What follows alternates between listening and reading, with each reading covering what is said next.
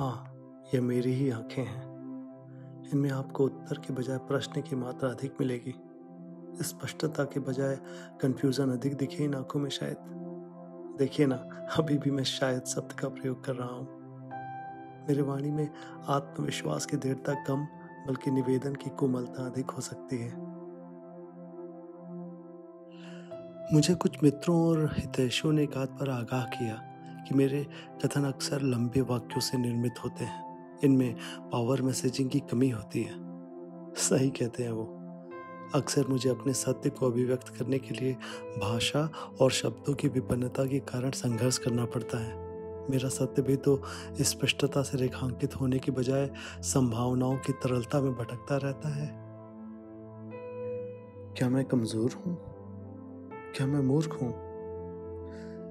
या मैं शंकाओं से ग्रसित तेजहीन हूँ जिसमें आत्मविश्वास की कमी है? वर्षों के बौद्धिक और आध्यात्मिक आत्मविमर्श से मैंने पाया कि मैं कमजोर नहीं, बल्कि जिज्ञासु हूँ, ज्ञानार्थी हूँ। मैं तो नचिकेता हूँ। हर वह व्यक्ति जिसमें सत्य को समझने की ईमानदार जिज्ञासा है, वह नचिकेता है। मैं शैलेंद्र मिश्र इन्हीं नचिकेताओं में से एक हूँ। बचपन के स्कूली दिनों में कम से कम 10वीं कक्षा तक मेरी गणना श्रेष्ठ छात्रों में होती थी। शायद मेरी गणित और विज्ञान की क्षमताओं के कारण। फिर भी मैं श्रेष्ठतम या प्रथम स्थान का दर्जा कभी नहीं पा सका। मेरे कई सारे क्यों, क्या और कैसे निरुत्तर रह जाते थे। और जैसा कि मैंने पहले कहा, जब तक मेरे प्रश्नों का समाधान नहीं होता, मुझे पुस्तकों की आकाशवाणी स्वीकार्य नहीं थी। इन्हीं सबके बीच इम्तिहान में अच्छे अंक लाने के दौड़, जिसे अंग्रेजी भाषा में कहते हैं ना, रैट रेस, उसके दबाव से, घर समाज के अपेक्षाओं के बोझ इत्यादि के दबाव से पढ़ाई लिखाई के प्रति मन बिल्कुल उदासीन होने लगा। मेरे जिज्ञासाओं पर, सीखने के ललक पर जैसे ताला लग गया हो। इन सब के बावजूद, चूंकि मेरे घर परिवार में पढ़ाई लिखाई का अच्छा माहौल था, मेरे पिता का निरंतर हस्तक्षेप था, कुछ नैसर्गिक मूल्य थे जिनके कारण मैं भले अपने माता पिता के हर्ष का कारण नहीं बन पाया, पर उनके विषाद का कारण भी नहीं बना, इसका मुझे संतोष है। संसार की दृष्टि में सफलता की जो परिभाषाएं हैं, उस हिसाब से तो मैं सफल ही रहा। अमेरिका में करीब 1 दशक गुजारने वाले को हमारे समाज में लोग सफल ही कहेंगे। यह एक अलग बात है कि किसी की सफलता का सही मूल्यांकन संसार या समाज कभी नहीं कर सकता, बल्कि वह स्वयं ही कर सकता है, अपने मूल्यों और निर्धारित लक्ष्यों के आधार पर। यह स्व मूल्यांकन बहुत ही आसान है और बहुत ही कठिन भी है। जैसा कि मैंने उल्लेख किया, मेरे स्कूली दिनों के जो भी संघर्ष थे, परंतु कम से कम सांसारिक रूप से तो मैं सफल ही रहा। मुझे जीवन में मुख्यतः लोगों ने सम्मान की दृष्टि से देखा। मैं ठीक ठाक नौकरी भी कर रहा हूँ और एक औसत भारतीय से आर्थिक दृष्टि में कहीं बेहतर स्थिति में हूँ। वहीं मैंने अपने गांव के बचपन के मित्रों को और अन्य हमउम्र स्कूली बच्चों को करीब से देखा था। वो मेरी तरह भाग्यशाली नहीं थे। उनमें से कई जो नचिकेता थे और जिनमें संभावनाओं की बीज थी, उन्हें उसे पोषने वाले, दिशा दिखलाने वाले मित्र, अभिभावक अथवा आचार्य नहीं मिले। कई वर्षों उपरांत जब मैं तथाकथित रूप से सफल होकर अपने गांव लौटा, तो मेरा एक मित्र जो मेरे साथ स्कूल जाता, मेरे साथ तरह तरह के खेल खेलता, बगीचे से आम तोड़ता, आती पाती खेलता, वो मुझसे मिलने से भी कतरा रहा था। वो मुझसे मिलने में झेप रहा था। मुझे पता चला कि वह मुंबई में ऑटो रिक्शा चलाता है।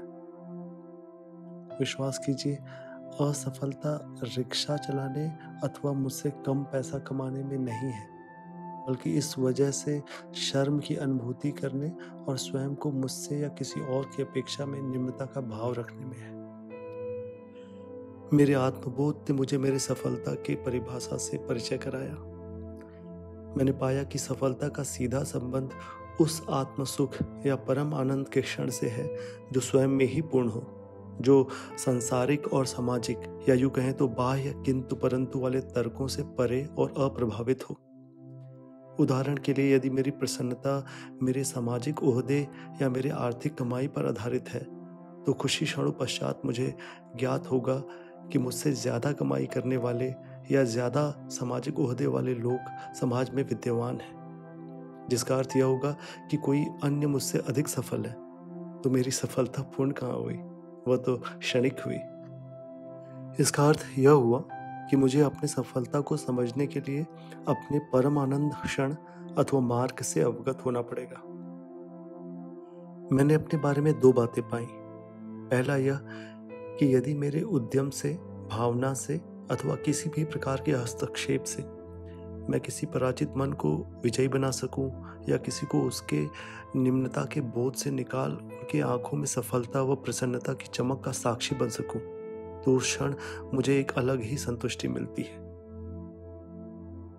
दूसरा, मैंने पाया कि पिछले कुछ वर्षों में मेरे मन का नचिकेता, जो बचपन से सुसुप्त पड़ा था, अब जागृत हो गया है। मेरे जानने और समझने की ललक पर लगी परतें छटने लगी हैं। मैंने अनुभव किया कि जब भी मैं किसी को समझाने या सिखाने का प्रयास करता हूँ, न केवल मुझे असीम आनंद की अनुभूति होती है, बल्कि मेरे स्वयं की उस विषय को समझने और सीखने की क्षमता बढ़ जाती है। किसी को सिखाने के क्रम में आपको उस ज्ञान को उसके सरलतम रूप में लाना पड़ता है, और यह प्रक्रिया उसे नए-नए श्रृंखलाओं से जोड़ने के साथ ही नई दृष्टि भी प्रदान करता है। किसी का आचार्य या गुरु बनना द्वैत और अद्वैत जैसे परम अध्यात्म और विज्ञान को समझने का सर्वश्रेष्ठ साधन है। अब यदि अपने बारे में इन दोनों बातों को मिलाकर एक साथ आत्मचिंतन करूं, तो मुझे अपने सफलता की एक दिशा दिखती है।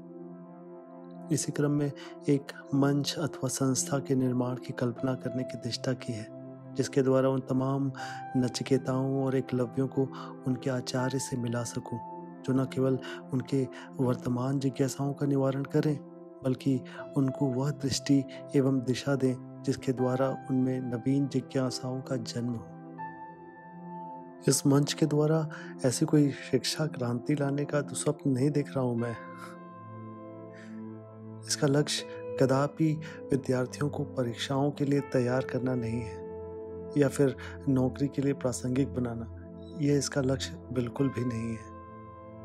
यदि एक भी बच्चा जो दिवा स्वप्न देखने का साहस करता हो, उसके भीतर के नचिकेता को जागृत कर उसे उसके आचार्य से मिला सकूं, तो मैं समझूंगा मैंने अपने जीवन की सफलता को चख लिया है।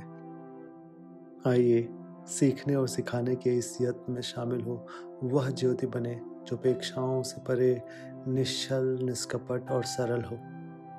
आइए हम अपनी सफलता और सार्थकता को प्राप्त हो परम आत्म सुख की चमक से प्रज्वलित हो उठें।